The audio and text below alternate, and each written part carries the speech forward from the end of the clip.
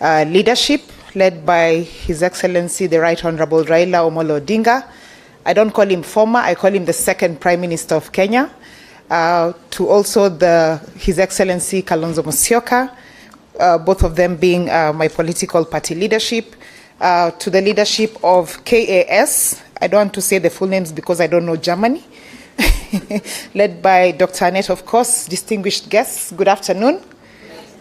As has been said, my name is Irene Mayaka. I am nominated in the Parliament of Kenya to represent workers by the Orange Democratic Movement Party. And I'm just here to briefly just speak about transformation in the youth leadership space.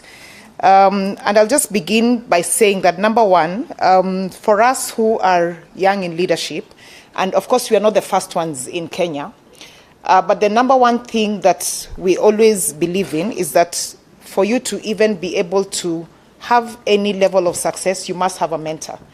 And for me, every time I have an opportunity to speak before my mentor, my political father, the Right Honorable Raila Odinga, it's a big pleasure. And I'll just briefly tell you one thing that he taught me once when I was in the county assembly.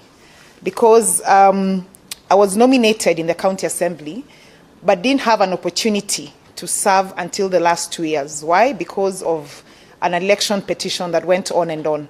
But I remember going to see him one day in the office, just after the handshake.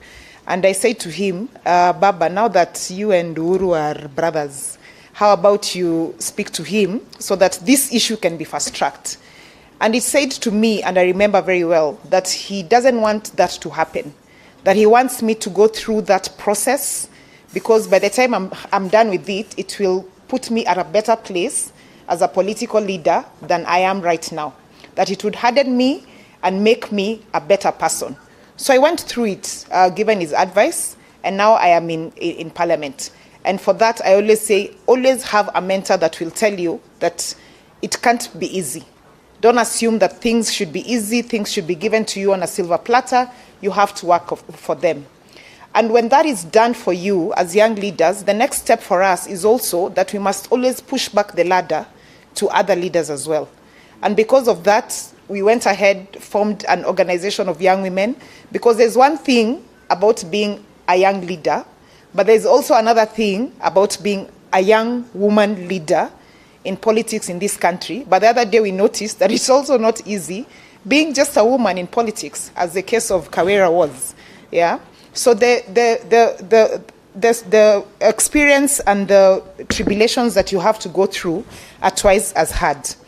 The other thing I wanted to talk about is that politics is also like a career. So you have to take it seriously.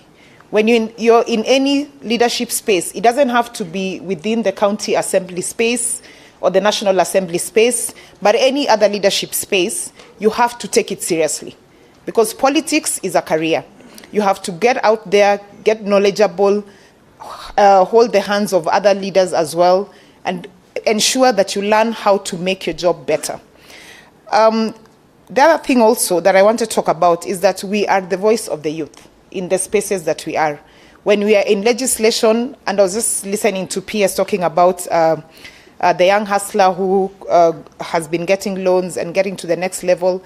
But for me, one of the concerns I have is that we're actually reinventing a wheel that was already working. Because yes, there's a hustler fund, but we also had the Youth Empowerment Development Fund that was working quite perfectly. And that young people didn't need to go to the bank, because why should I get the hustler fund and then the next level I still have to go to the bank? The reason why the Youth Development Fund was created is so that these young people don't have to go that direction, that they can actually